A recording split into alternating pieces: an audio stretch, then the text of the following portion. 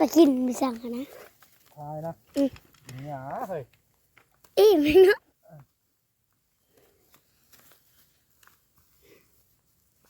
มันนอนอยู่นี่แหละ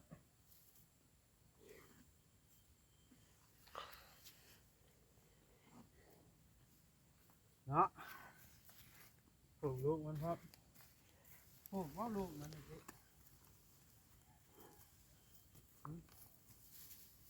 หรือบ่ผูกก็ยากใช่แล้วพาผูกแน่เนาะไม่พอจะผูกลูกมันนะเอาค้อนมาค้อนต่อนะ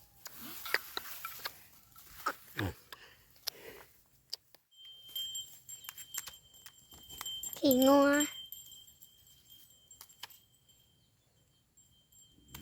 มาแล้วไหม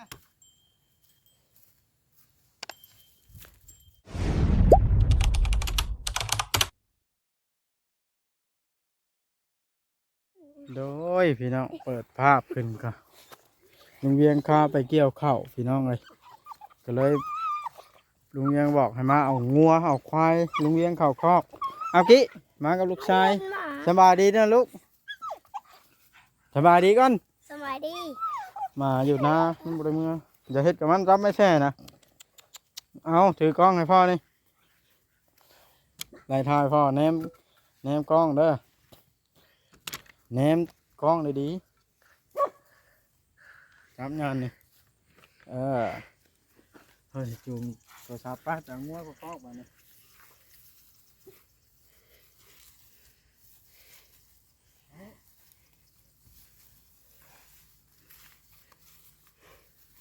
หุย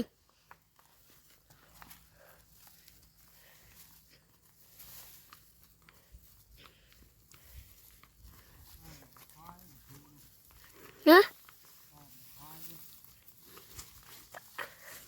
ถ่ายเอาควายตัวใหญ่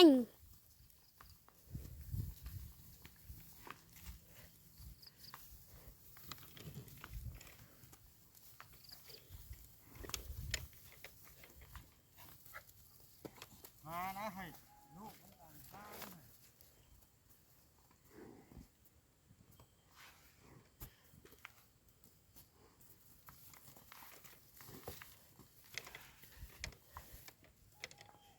มาปลูกนี่หนีแล้วน้องพี่มาพอจะปลูกต้นตอง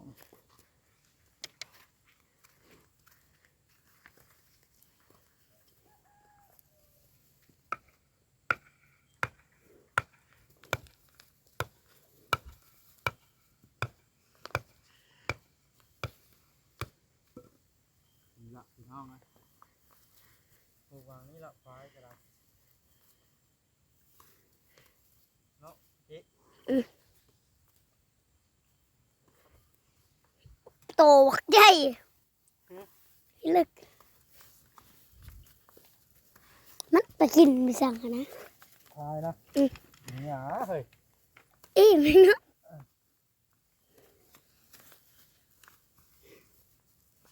มันนอนอยู่นี่แหละ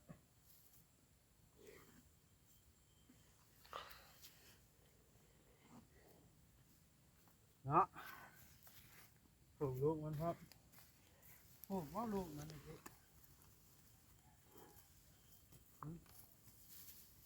หรือบ่ปลูกก็ยากใช่แล้วพาปลูกแน่เนาะไม่พอจะปลูกลูกมันนะเอาค้อนมาค้อนต่อนะ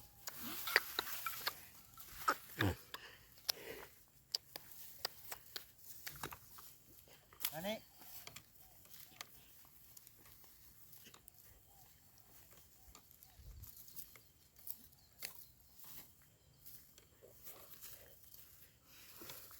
มาค้อนนะ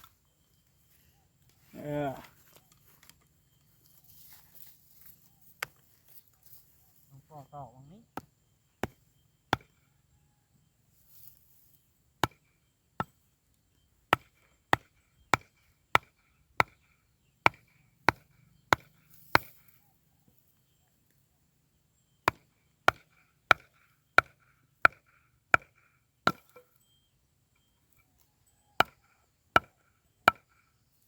พอเนาะป้าไปเอางัวคอกมาเนี่ยงัวได้เกี้ยถือจดเบี้ยมันกั้นหลายนี่คอกงัวพี่น้องเอ้ยงัวลุงควายลุงเวียงมี2 ตัวแม่ลูกพี่น้องเอ้ยแล้วก็งัววาง6 ตัวนี่แหละเพราะว่าตอนนั้นมี10 กว่าตัวละพ่อเสียกินนี่แหละ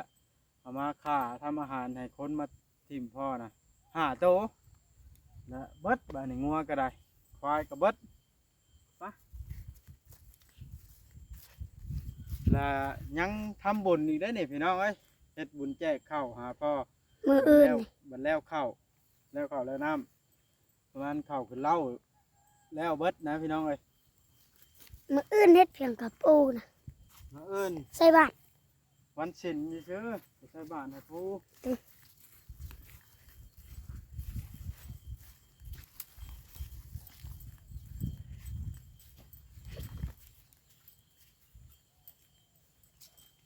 โอเคมามันอยากเข้ามันมีคนส่งเข้ามันเนาะ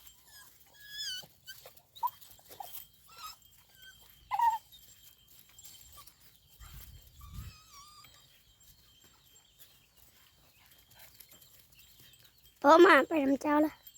6 ตัว7 ตัวงัวกันนะ 2 4 6 8 ตัว ทั้งลูกมันเด้ อือ คือจะเจอในกระคองมันสั้นได้ด้วย ข้าหลายตัวเติบเนาะ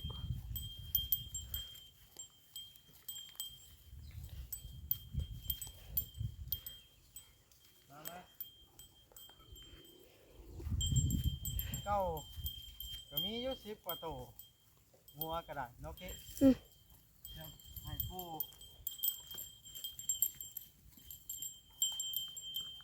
ไปยางมาไม่เห็นเยอะนะ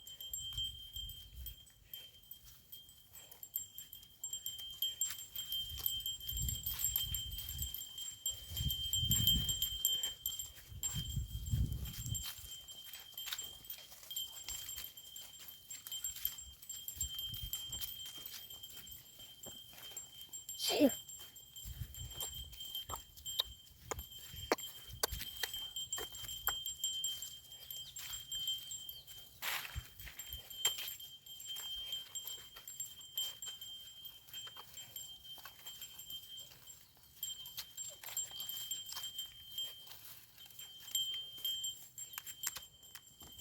ขี่งัว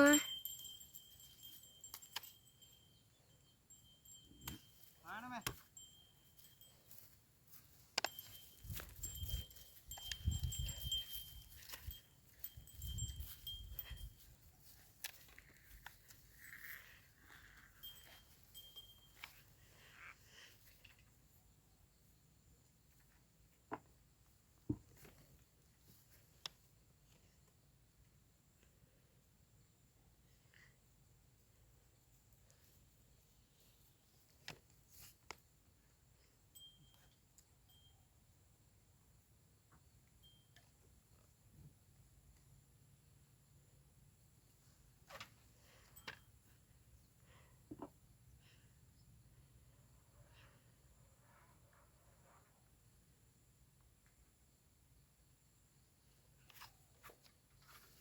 เอาไล่งัวไปกันเด้อ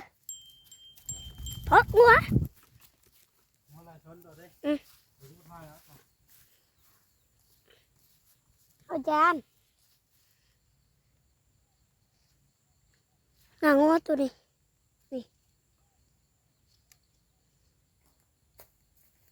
มันจะนี่งัวลายชนตัวนะ อืม โอ้ยลูกเลย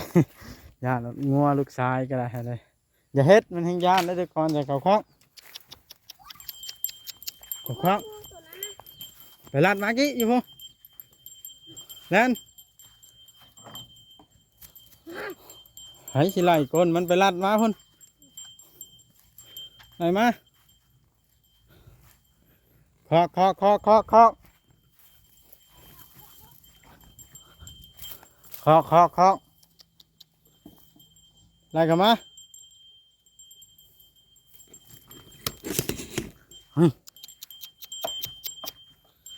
ยัง8 ตัวทั้งลูกน้อยมันนอกเกะ ทำให้เต็มครอบงัวบุ ยกปูเอาเบิดละปันปูให้เบิ้ง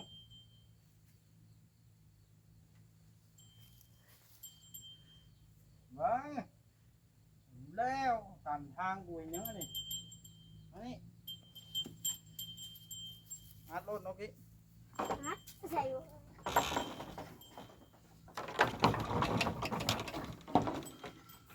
เราใส่ถุงนิดนิดต้องจะล้างหน่อยเนาะถุงได้มาทุกท่านเรียบร้อยว่าลืมเอาเข่ามาให้มานี่มาอยู่นาเมียงไปเกี่ยวเข่าเนาะต่อพี่น้องบรรยากาศ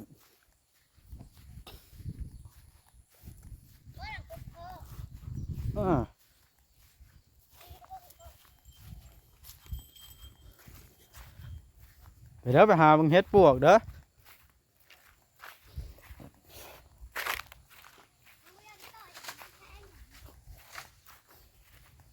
ไปหาบังเฮ็ดกอเด้อหลายได้เฮ็ดกอกี้ไอ้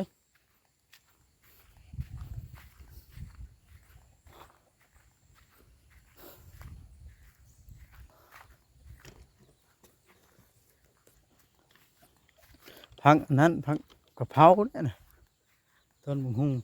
ไปเอาไม่ได้ นี่ต้นยางนานี่หาบังเฮ็ดก่อนแต่เก้าเฮ็ดละโงกเฮ็ดแดงพี่น้องเฮ็ดกอแดงนั่นเด้จิพอเจอดอกหนึ่งแล้วเก็บเอานี่มาแกงกินข้างนี่อย่าได้มุนเด้อหาหมูมันไก่บดสะลิ่นบดได้วก็ได้คือเก้าออกลายนะ ให้หลังตู้ ฮะ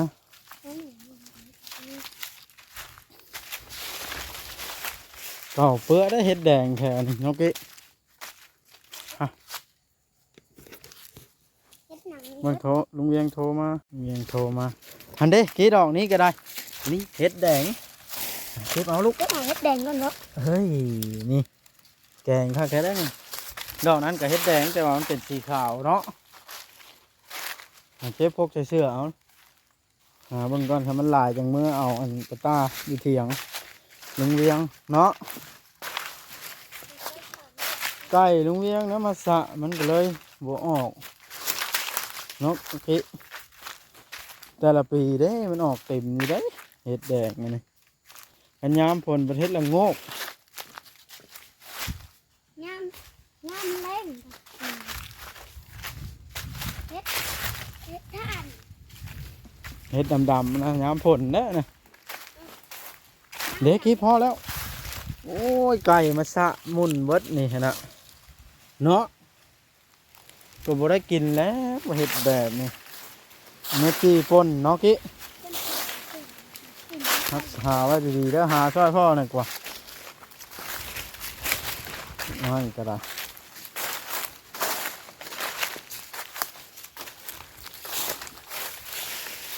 เฮ็ดข่าวตัวนี้ได้ ไก่สะมันละบ่ออกไก่สะใบตองนี่พอแล้วนี่ ดอกจ้ะ พกจะเชื่อลูกนี่มันไก่สะขึ้นแล้วมันเหี่ยวดอกน้อยแต่มันยังเป็นติ่งเนาะนี่มันเกิดข่าวน้อยมันในใกล้แล้วมาสะนี่พี่น้องแล้วก็บัวใหญ่เลยล่ะไก่สะฮะ เฮ็ดหยัง เห็ดก็แดงนี่แล้วมันไก่สะดิมันเริ่มเกิดเนาะลูกพี่ไก่สะมุนกันหรอวะอยู่ในห่มยางพี่น้องยางนะ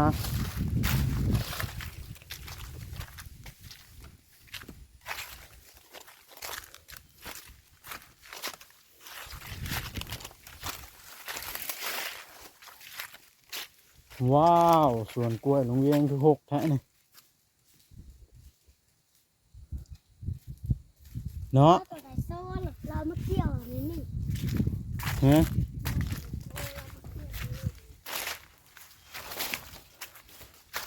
หญ้าอันใดทางนี้เด้พี่ฮะ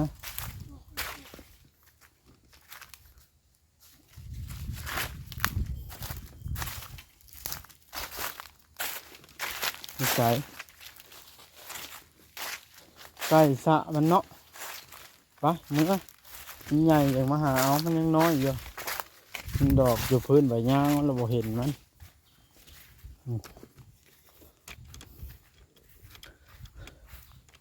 ซ้ำนี้ละเพืองปีนี่พี่น้องเอ้ยต่ออย่างเป็นลีพี่น้องเอ้ยเห็นเถียงนาแล้วน้ำตาออกแบบว่าค่อยน้ำพ่อพี่น้องไอ้เตียงหลังนี้พ่อเคยพาอยู่ตั้งแต่เกิดพี่น้องเลยอันนี้เนาะการสูญเสียคนที่หักแพงผู้เป็นพ่อไปในเสียใจอลีพี่น้องเสียความรู้สึกเหมือนกับถึกขยี้เห็นเถียงนาแล้วโบได้ขึ้นอย่างกะน้ำตามันออกมาในหน่อยตาเองก็บ่ฮู้ว่ามันเป็นอย่างไรพี่น้องเอ้ยเพราะว่าเถียงหลังนี้พ่อเคยพาอยู่พาลูกอยู่ตั้งแต่วัดเทียนอย่างเถียงหลังนี้พี่น้องเอ้ยก็คือที่เห็นนี่ละเถียงก็ได้มาเห็นแล้วมันเห็นอดขึ้นฮอดพ่อบ่ได้พี่น้องเอ้ย วัดกะจำเป็นและลายมือเติบแล้วแต่เขาจากไปนี่กะก็ยังขึ้นฮอดเยอะพี่น้องขึ้น แต่ ใส่ มันทิศก่อน เดี๋ยวลูกชายกะวัดก็มีลูกชายแล้วมาลัดงัวน้ำพ่อลูกชายก็8 ปีแล้วงัวโลดพี่น้องเอ้ย เฮ็ดง่าย บวชน้ำปูเป็นบวชเป็นยาคูเป็นไอจัวน้อยตอนปูเสียก็เลยหัวโลนลูกชายนะเก่าโอ้พอพาอยู่ตึกข้าวสมัยยังน้อยคิดเห็นสภาพแล้วพะยาบอกว่าถึงนกิปะเมื่อบาทครับคำเลยพี่น้องเอ้ยอันนี้น้ำพี่น้องเอ้ย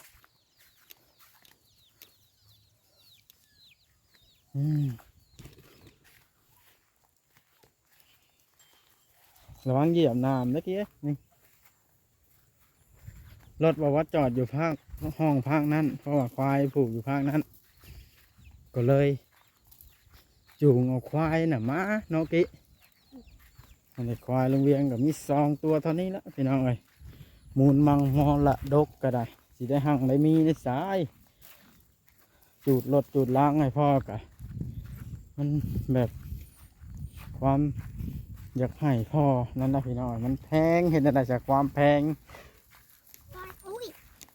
ฮะ ควายอุ้ยเนาะควาย จ้ะบรรยากาศอยู่ทงไห้ทงนาเคยเห็นแต่ยามน้อยยังน้อยตะกี้เคยเห็นนะยามนี่ก็เลาะคุดกบแล้วยามแรงแดดอ่อนกูมือนี่บ่เห็นแล้วภาพแบบนะ ได้เดือนสินอนรถจักร พ่อนะ ปูสิ นี่เนาะ นี่เดือน11เนาะ หัวงูหัวควาย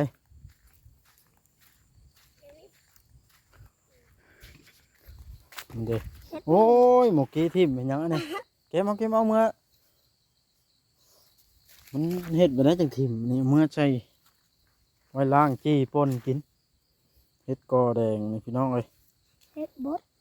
เห็ดบดมาแต่ใส่หน้าดอกนี่อ้อ น้อยแห้ง น้อยแล้วมันจังแสบ มากกว่า หมักใส่ กินได้เด้ ได้แล้วก็เล่นก็หอกพอแล้วกินอย่าเฮ็ดนกไว้ให้นกกินนกจุก ไม่มากินดินักรถพอ รถพอจอดอยู่พุ่นเอาพี่น้องเลย คลิปนี้ก็ได้สิจบคลิปลงแล้ว โอ้ตะกงเดือนดาวพี่ไอ้ผู้ขึ้นนะโอ้ โอ้หาอยู่นี่ฮะ ฮะปู่วะฮะปู่เอ้ยขอให้เจ้ามีความสุขเด้อสะมันอยู่หันก็ได้เพิ่นตายไปแล้วอยู่ใส่เพิ่นก็เบิ่งเฮาเห็นดีรถจอดอยู่หันลูกซ้ายก็หัวโลนแต่แท้อันนี้ก็ได้ หนูมองยังไม่ใส่กระเป๋า อืม กบต่อต่อไป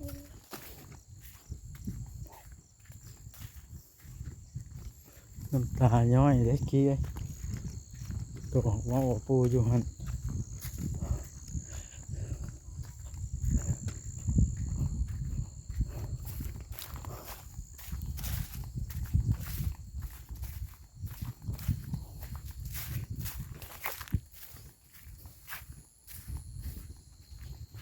โอเคพี่น้องคลิปนี้ก็ขอจบคลิปลงซ้ำนี้แหละ